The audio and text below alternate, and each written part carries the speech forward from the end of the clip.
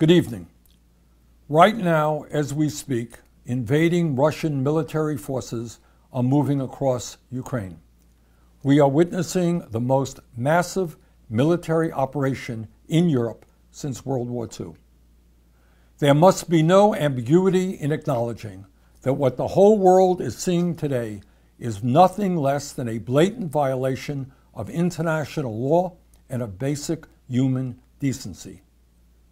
This war will likely kill thousands of people and create millions of refugees.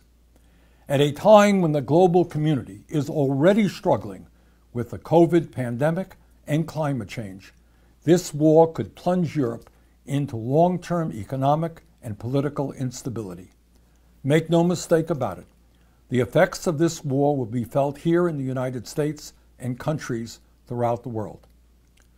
Russian President Vladimir Putin has justified this war in various ways, including by claiming in a recent speech that Ukraine is not a real country, but simply a part of Russia.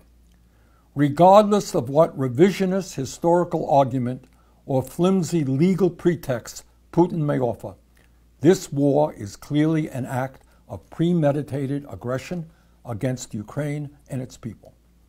This aggression is unacceptable, and the nations of the world must respond vigorously to defend democracy and the rule of law. In my view, it is clear that the United States and our NATO allies made real efforts over the past weeks and months in trying to address Putin's stated security concerns. Tragically, those offers were not reciprocated. As a result, now is the time to maintain unity with our allies and impose severe sanctions on Vladimir Putin and his government. Severe sanctions.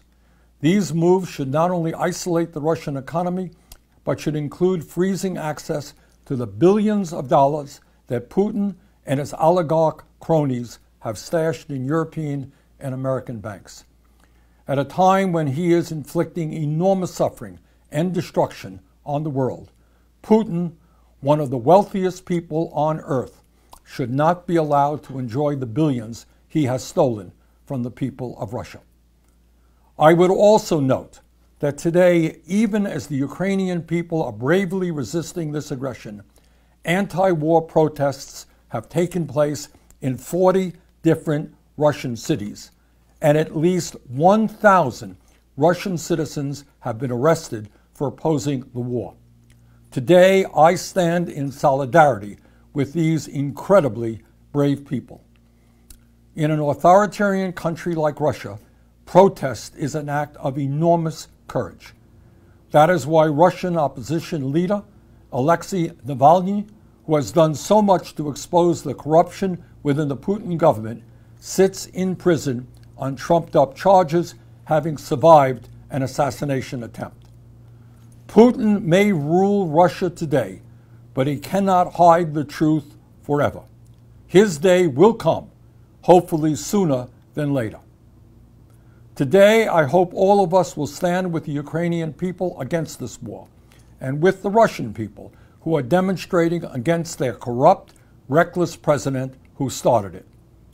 The images of war that we are seeing are painful, and I fear that worse may yet be coming. In the midst of all this horror, one area where American leadership can be very helpful is in providing aid for those refugees fleeing war. The United States must work closely with our international partners in providing humanitarian relief for the Ukrainian people, and we should also commit to accepting more refugees here in our own country.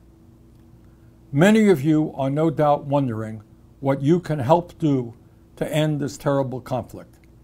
In my view, the most important thing that we can all do right now is stand in solidarity with the Ukrainian people against this war and with the Russian people who are risking so much to demonstrate against their corrupt, reckless president who started it. Putin and his oligarch friends seek a divided world and the destruction of democracy. Our worldview is different. We want to see robust democracies in every country on earth, including Russia. We want a world in which people come together to address the enormous problems facing us all. At the end of the day, it will be that common humanity based on the principles of justice that brings us together and enables us to prevail. Thank you very much.